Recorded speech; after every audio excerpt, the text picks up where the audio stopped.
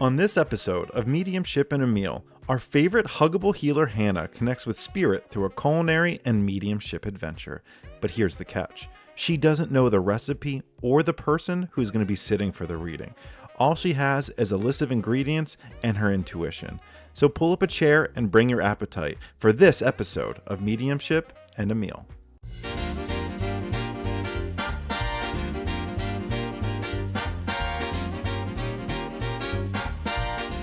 Hi, Ben.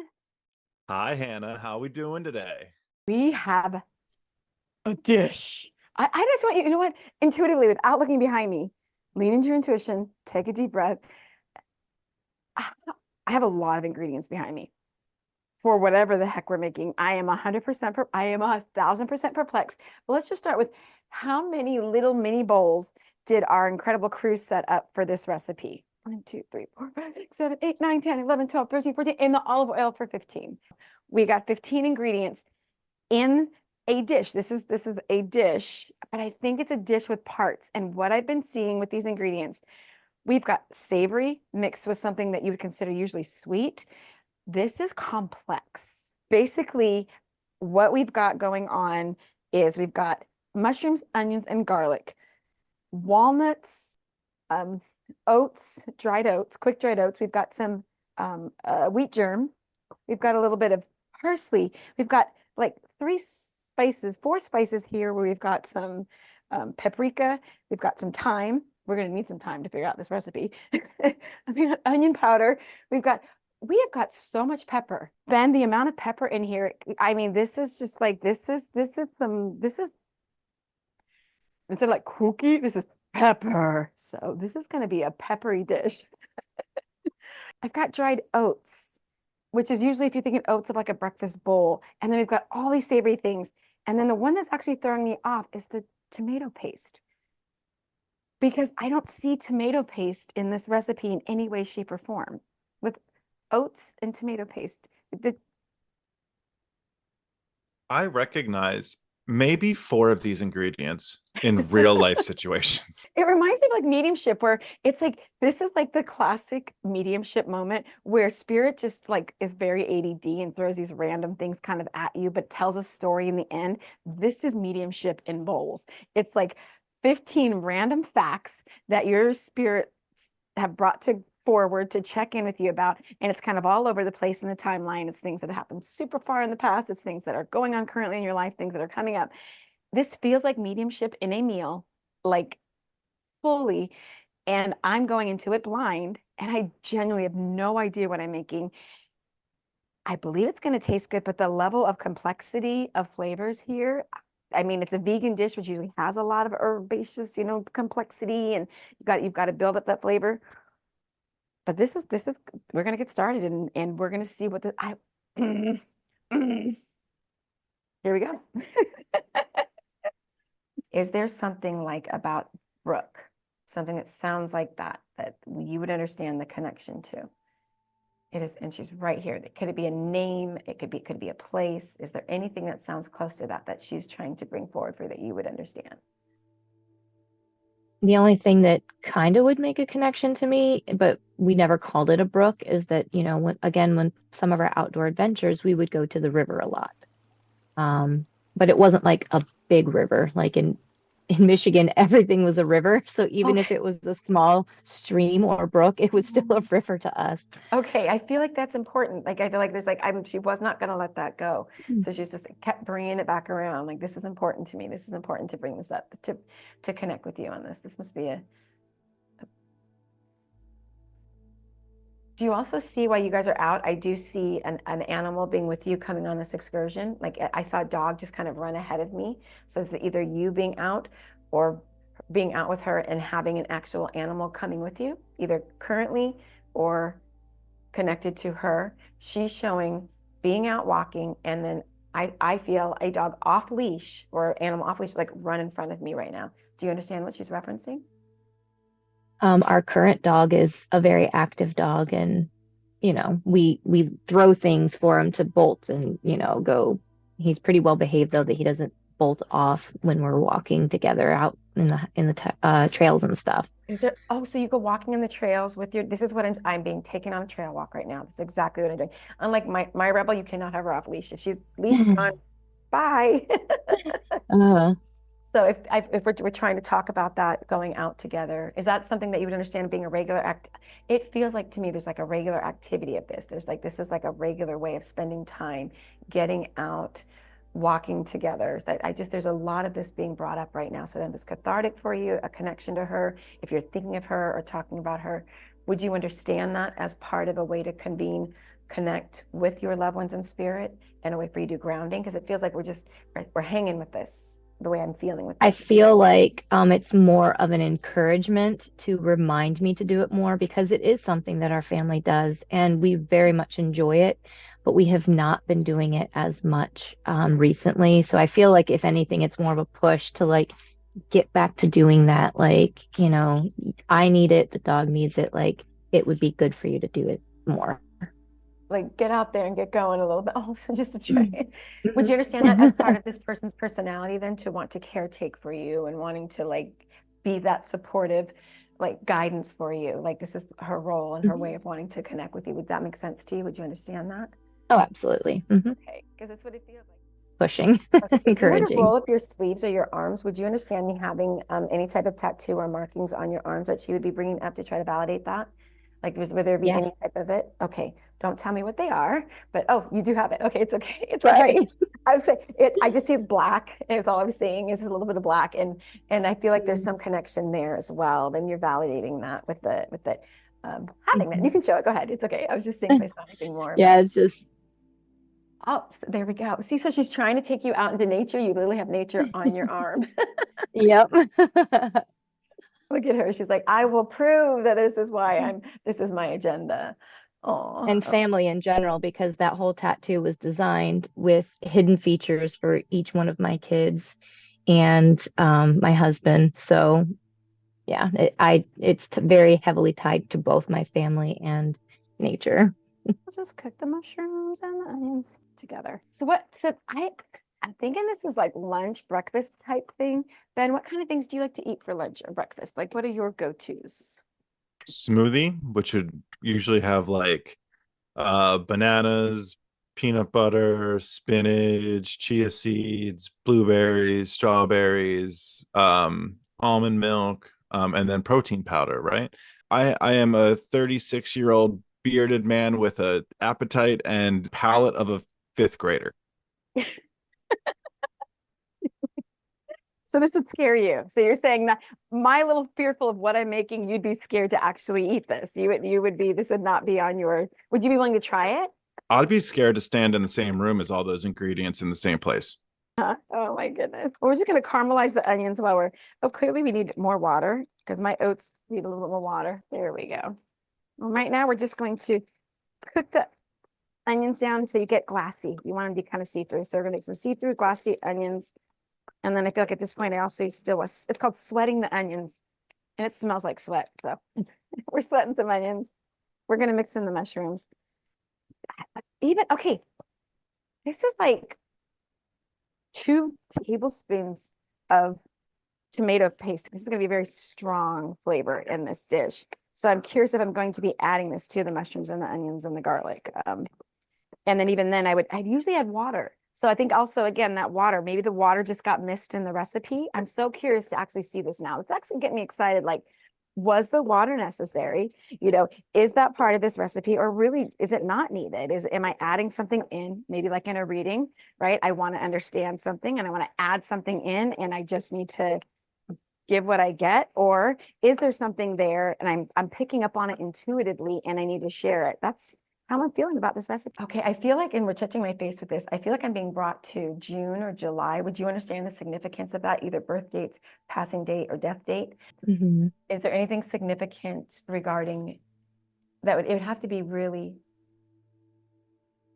I'm trying to ask for a date. I'm just asking. I'm like, give me a date. Give me a date. Okay, but now I think we're jumping to the birthday to validate as well. So we could be jumping, would July 16th make sense to you? No. Okay. Okay, would you understand though, if it's January, then I'm leaning towards the end of January? I'd be going towards Yep. like the end. Okay, then it's January. It's the J. This is why they're doing the heavy lifting with this, because I'm like, okay. I So can if, piece all of those together. okay, January 22nd is my daughter's birthday, and she will be 16. okay, okay. January, got it. Gonna be 16. All right, beautiful. Okay, go spirit, go. Okay. All right, because I was like, no, we're not. That's what they're taking us to. Beautiful. And that's the one in the band? Yes, it is. Oh, so she's pulling together the band reference with the January. Okay, beautiful. Beautiful. Thank you. And the nature on the arm. Oh, I love that. Was there a point, would you understand, if I'm understanding this right, where I'm seeing this, where you had to disconnect from family? I don't know if you actually like physically relocated or removed. Would you understand that? Mhm. Okay. Both physically and emotionally, yes, for sure. Okay.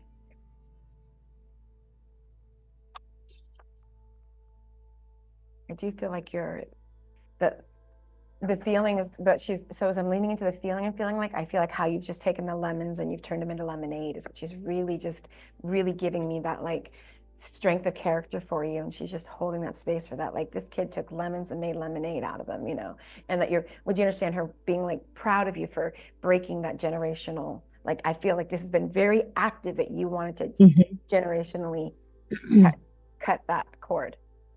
Yes, that is absolutely very valid in my life. Feels like she's really wanted to emphasize that as well. It was not easy. I know she saw that. It was not easy, but I Yeah. have come a long way. So this to see her talking about that, encouraging you right there, the encouragement of it. This episode of Mediumship and Meal is sponsored by Somebody Like You Mental Health Coaching. If you or somebody you know needs help with their mental health, visit www.somebodylikeyou.org. Also, if you're enjoying this video, remember to like and subscribe to the channel. Now back to Mediumship and a Meal. As you intuitively cook like this, do you hear anything? Is it a feeling? Is it a seeing? Or walk us through that a little bit. I love you saying that, because I keep seeing the bowl. I keep seeing this, like, not a plate. That's one of the things that immediately popped into my head. I see a bowl with the base, and it looks pretty to me. It looks aesthetically pleasing. Like someone's going to put this together in a bowl in a way that it's not just all like thrown on top, but it's kind of put in little piles. You know, that's kind of how I'm seeing it. So it'll be Do you interesting to see if that's actually true, or if my brain's just trying to fill in the gap. do you see a certain culture type, like a certain type of culture or ethnicity, like type food, or is this like, with whether it be the ingredients or just maybe even the smells as you're cooking, does anything kind of spark anything with like a certain culture? I get like hippie vibes is what I kind of get with this, right? Like I get somebody who's just very earthy, a grounded person, you know, with this type of recipe. It's what it's bringing me to. I feel like a younger person, right? This to me feels like there's a young person attached to this dish. When I say young, I want to qualify I'm, you know, younger than I. So I would say like maybe somebody who's old enough to where they're paying attention to their health. They're not like a 5-year-old. You know, this doesn't feel like a young child's recipe, that's for sure. It's not a cookie. So they don't have my palate. Got it. Yeah, there's a little more of a refined palate here. And so yeah, it's very intentional eating, right? So this is somebody's very intentional about the way that they eat and ingest their food. Okay, I think at this point, our house, the onions. So we're looking for some glassiness. The mushrooms they've really reduced down. Here we go. Oh, and right about this time, while I'm doing that, my oats are getting all bubbly. There we go. The oats are quick oats, so they're done. It only takes like just a minute or so. So our base is done. I think yeah, we'll just add this in. I'm gonna add it all in. You know, just dump, why save? So just dumped all the wheat germ into the oats. There we go. Without making them too watery or too rubbery. Super simple. And I kind of wonder though, like there's all these seasonings here. So I've got the thyme, I've got the paprika, I've got some onion powder here, and I've got, by the way, did I mention there's pepper? This is a lot of pepper. This is somebody who likes some spice. They like some earthy. This is going to add a lot of earthiness to this. So the question is, do I add the spices to the actual base, like to give it a little bit of a flavor, or am I just going to stick to adding it in here with the onions and the mushrooms? I want the toastiness of putting them in the front. And would you understand me seeing like there is something that you wear that does connect you to her, or did you decide to wear it today that would connect you to her? I did not wear it today, but there is one particular item of hers that I have and I cherish very closely and do wear often. Okay, so then an acknowledgement of that. Okay, beautiful. My brain wants to fill in that gap, and then I fight that whole like filling in the gap of what that item is. But from generalities to specifics, would you understand it being like a ring or something insignificant that you connect to her? That's exactly what it is. Okay, see, that's why you have to say it, Hannah. Oh. Yeah, it was actually pretty significant for a good while in my marriage because when my husband and I first got married, we were kind of young, not too young, but we were very hard on money and we'd already had two kids and one on the way. So we had to return the ring that he purchased for me for our wedding. And I wore my grandmother's ring for 10 years as my wedding ring to him. And then on our 10-year anniversary, he purchased another wedding ring for me. Um, so Oh, it was significant. very significant. Oh, that's beautiful. Okay, well done. Do you understand the reference to fairies or sprites or something like that? She just brought up something about fairies or sprites. Do you understand why she was bringing that up for you? That is something very common in our household. Like my daughters will dress up as it, especially when we go to the Renaissance Festival. We just we like the whimsical things in our household. Well, she just showed me that, and it's the cutest. Like I don't, I would if you'd understand it. Like what I'm specifically seeing though, if I'm leaning to like the fairy and sprites, it's like, would you understand me seeing like a green costume? Like it's green is what I'm seeing is the color. Does that color connect with you with the fairy sprite look or connection? Um, what immediately came to my mind when you said that is that I have a particular dress in my Amazon wish list that I am very much in love with because it kind of has that whimsicalness. And I was like, I could totally wear this to the Ren Fest as a fairy. Okay, yay! Oh, I love that. And it's Okay. green. It is green. It's green. Okay. It's green. Because it's like that's what we're there you go. You're just like bringing the reference to and connecting with you about, oh, how beautiful.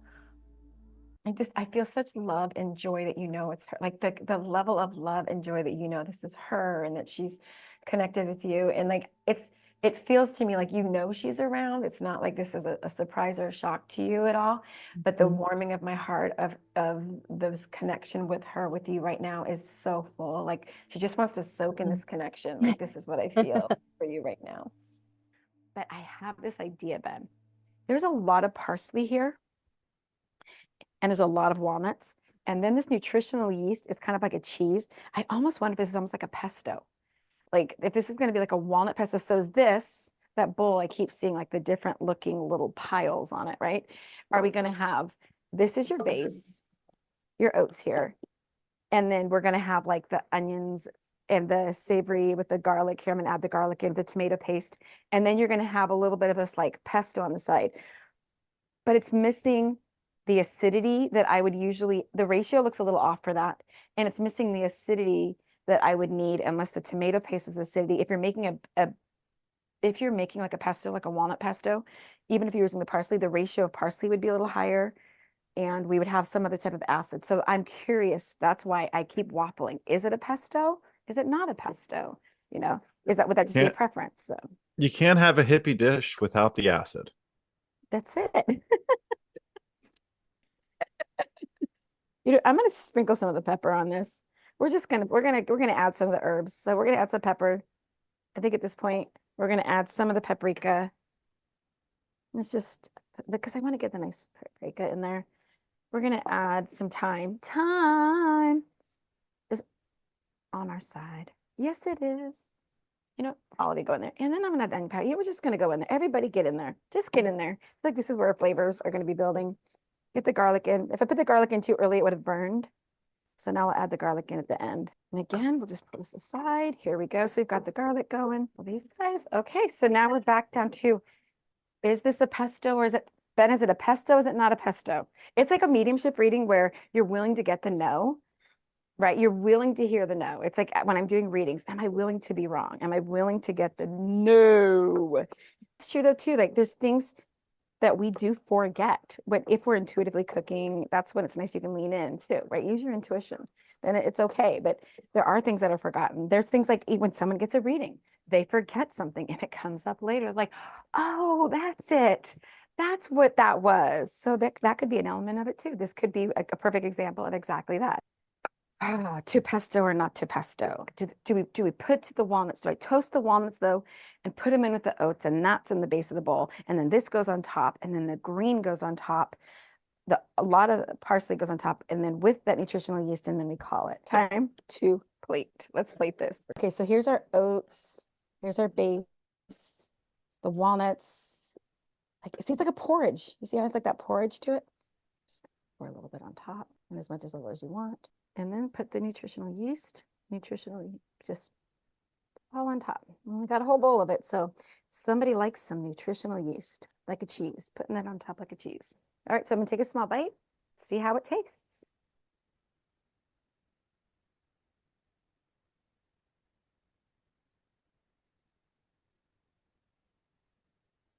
I'm pleasantly surprised. I think we did it. I think we did a great job just establishing who's around you, connecting with you, the details they wanted to bring through. So now we get to dish about the dish that I'm 1,000% positive that I got wrong. The Totally. ingredients are a little interesting, so. This is gonna be fun. And then I want to say too, first and foremost, thank you for letting me connect with your loved ones and hold space with them. So I really appreciate that as an opportunity. Before we dish about the dish, I do want to say thank you for that. Yes, thank you for your time and energy to do that for me. So that said, that's what I ended up creating. But I don't think I made it right. So I'm so curious what I'm actually making. So, I mean, you did get a few components, right? Like you were supposed to saute the onions and mushrooms and peppers and garlic and stuff, or not peppers, sorry. And so you were supposed to saute that. And it's actually a great addition that you did to roast the walnuts. That's not something I've done for the recipe, but I think could actually enhance the flavor. Your texture, it's supposed to be thick, but the presentation and how you put it together is the kind of the only part that's not right. Okay. And so if you give me a second, I can go grab what it's supposed to be. Go grab it. I'm so excited. Okay. I had decided to make these vegan meatballs. Oh, yummy. Oh, so if And I just smushed them together. if you had just smushed them together and then baked them a little bit, and you could like put them in some barbecue sauce and just kind of smother them and put them in your spaghetti.